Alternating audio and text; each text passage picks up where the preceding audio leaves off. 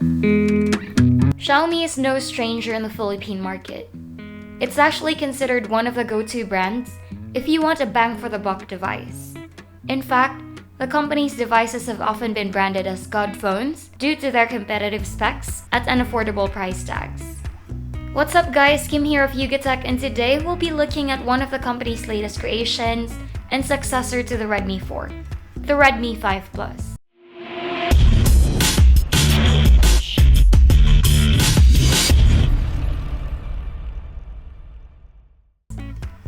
The Redmi 5 Plus has some changes in its design and construction compared to its predecessors. Most notable in its aspect ratio.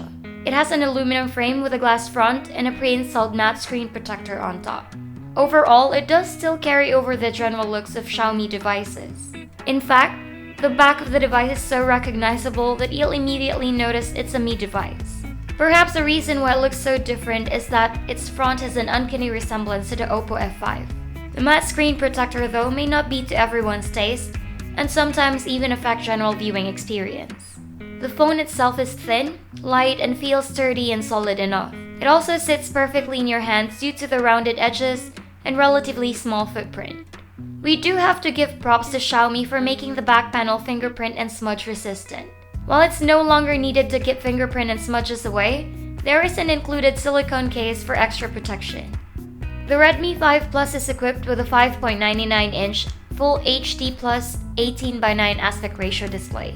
It's actually a breath of fresh air that we are seeing a Full HD display instead of an HD one at this price point. The display itself has good color reproduction and accuracy. Icons are crisp and viewing angles are good. Users who are fond of watching videos and movies will feel right at home.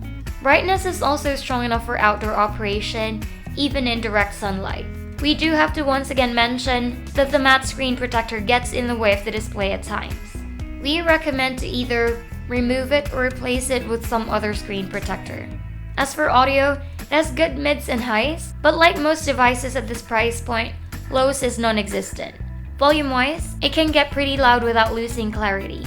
Overall, it's a good speaker and will be enough for gaming and general audio consumption. Xiaomi didn't focus too much on the Redmi 5 Plus's camera as it only equipped it with a single 12-megapixel rear and a 5-megapixel front. This is quite the oddball combination since we're already accustomed to seeing either dual rear or front nowadays. Although the company is touting that the rear camera is equipped with a 1.25 micron pixel sensor. The rear cameras produce good images as long as they're taken in well-lit conditions. Details are well maintained and color reproduction and accuracy are good. Macro shots also look nice and background blur is just about right. Low light shots, however, are quite disappointing as it now has noticeable noise and grain. Even with good performance in brightly lit conditions, it still falls short on being an exceptional camera. Either way, the 12-megapixel camera is more than enough for quick shots and daily use. The front camera is more of a mixed bag. Outdoor shots with adequate lighting produce excellent images with good sharpness, color reproduction, and detail.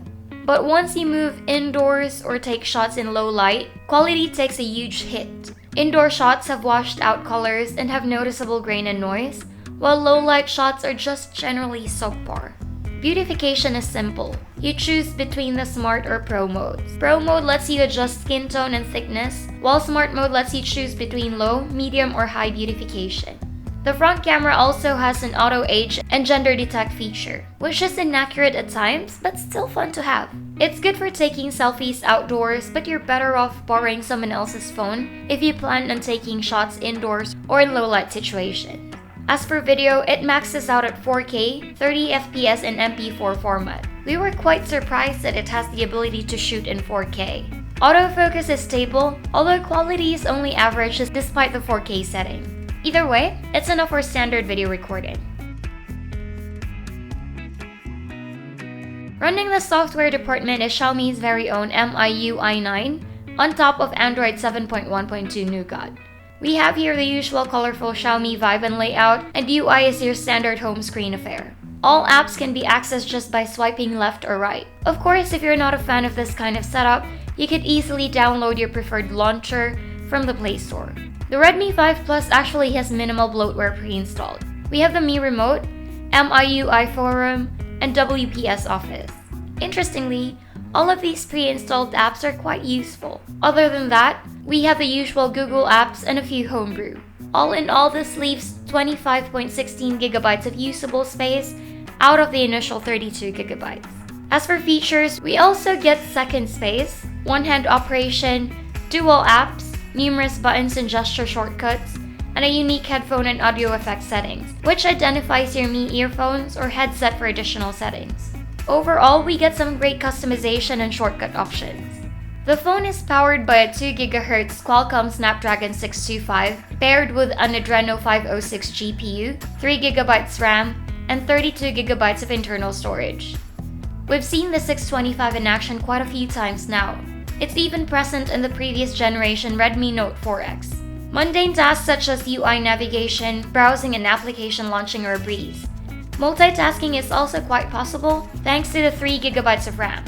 Although we did notice some lags when doing certain tasks, such as transferring files or even gaming. As for gaming, the Adreno 506 is more than capable of running light to medium games, like Candy Crush, Zombie Tsunami, and Mobile Legends smoothly. Heavier games though, like Tekken, Asphalt 8 Airborne, and Iron Blade, will suffer a few frame drops unless graphical settings are lowered. Either way, it's enough to provide a good gaming experience. One thing to take note of though, is that the device heats up during prolonged gaming sessions, not to dangerous levels, but enough to make your hands sweat. The Redmi 5 is equipped with your basic connectivity features such as Bluetooth, Wi-Fi, OTG, and GPS. Signal reception is good as long as you're in a supported area and calls are crisp and clear. GPS is also functional and quite accurate. What's really surprising is the device's battery life. It lasts about a day or two in light to moderate usage, such as general browsing and social media consumption. Heavier tasks such as gaming and watching videos or multitasking, on the other hand, will bring the device life down to a day, which is still quite impressive. PC Mark battery test ranks the device at 15 hours and 25 minutes, while in our standard video loop test, which involves playing a full HD video in an airplane mode, at 50% brightness and volume with headset plugged in, it lasted a long 18 hours and 3 minutes. As for charge times, it takes about 2 hours for the device to fully charge from 0 to 100%. Xiaomi once again proves that good performance doesn't have to come at a heavy price. For a sub 10,000 peso device, the Redmi 5 Plus brings with it respectable performance, strong battery life, a good display, and a number of customization and shortcut options. The phone does have some caveats such as a subpar set of cameras and a very annoying matte screen protector. It's also worth noting that even though the Snapdragon 625 is still a very capable processor, newer and more powerful chipsets are already available in the market. Either way, at 9,800 pesos, the Redmi 5 Plus is still quite the contender. And that's a wrap. If you like this video, be sure to smash that thumbs up button, consider subscribing to our YouTube channel for more content, and don't forget to hit that bell icon to be updated on our latest uploads. Once again, this is Kim, and I hope to see you in the next one. Bye!